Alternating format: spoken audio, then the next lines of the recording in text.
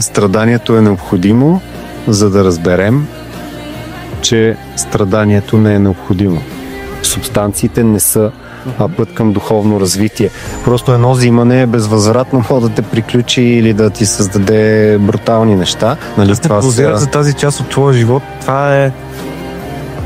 И това е невероятно, че доктор Пашкулев дойде този човек и е така вие с неговите азиатски очички, висти сърцете и каза: аз съм много благодарен, от 20 години очаквам такава общност да се зароди в България. Али този човек дойде и каза: аз също си система, как тук, който иска от вас да си балансира и да е супер щастлив без да взима субстанции. Хуаре, дай да го видим това.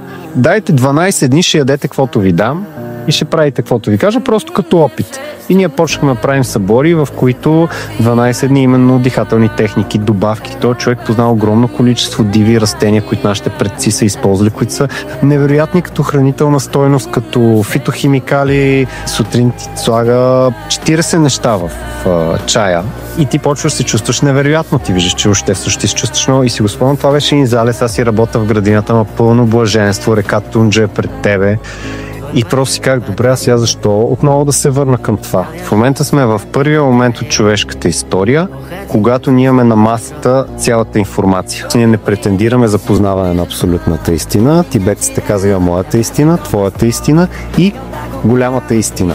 Избягване на крайните позиции. В пермакултурата, интегралния подход, ние искаме да подобрим съществуващите системи, а не да ги разрушим.